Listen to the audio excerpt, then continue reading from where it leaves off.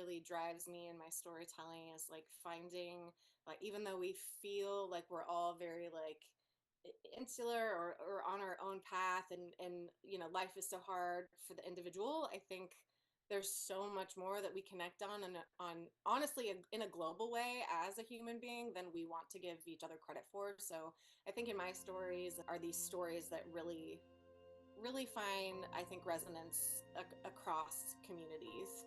And specifically, growing up in a small town, what has your small town experiences done to help you in your film career in Los Angeles? This is like much of what I touch on in my upcoming feature about Quincy. But I think like you grow up in a certain place. I think even growing up in LA, like, right, like you want to get to the places you've never been. Like, screw this place, get me out of here, get me across the world, which I think is like a very adolescent thought process. When you're a kid growing up in it, it was like, oh, I got to go to orchestra practice and then choir and then improv practice. And then I have this play and this, gosh, I'm so tired. Like, all I want to do is like be with my friend. And then, and then you grow up and you're like, wow.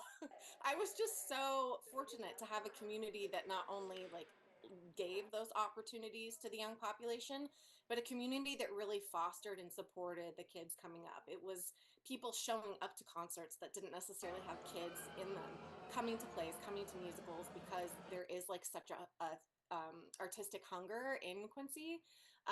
So I think like that was something that I have most recently, like it's kind of a perspective change. And I think that's adulthood. I think that's what comes with loss and grief and all the things that you go through when you get older. Is like you really kind of look at things with this gratitude lens a little bit more. Yeah, and you said you're working or you're getting ready to premiere a film about Quincy.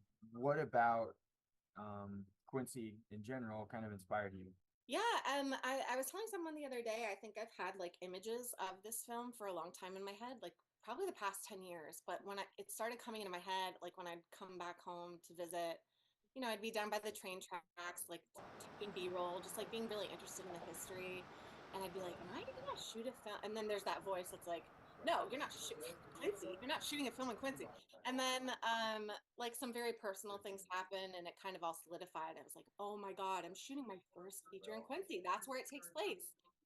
And the whole film is really about coming back to self, going back into your roots, exploring gratitude, exploring parts of your past and who you were in the past and the people that kind of lifted you up. So you can, really bring that energy and that support to the next generation of artists. So again, it is very meta. Like people are like, is it a documentary? I'm like, no, but I see where you're going. No, it's very much like based on my life, but it is a narrative, kind of dramedy, about an artist coming back home.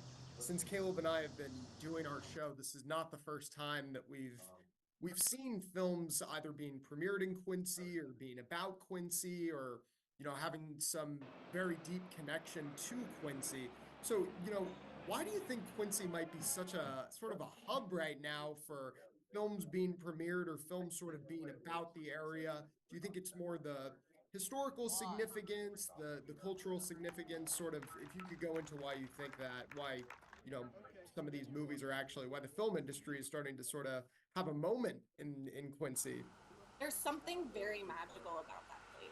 I don't know if it's the literal land that, like, I don't know, but you see like these entrepreneurs and, John Wood Cumming and even like creating this magnificent cemetery on the bluffs of the Mississippi. You go there and it's like walking through a painting, right? I think it is just this appreciation that's happening right now for this place. And I don't know if that's like, maybe that's more actually saying more about the the world of entertainment right now. I think like it's been a really hard 5 years, and I think filmmakers are finally at this place where it's like, if you're gonna make the thing, you got to do it, and you got to do it yourself and figure it out. There's like no waiting around for the collapse of of the studio system is like upon us. So you just kind of have to like grab the reins. So I would almost say it's probably that too. It's like, where do people resonate? Where are the stories they want to tell? Quincy in the Midwest, like I think, is also an interesting place to write films about.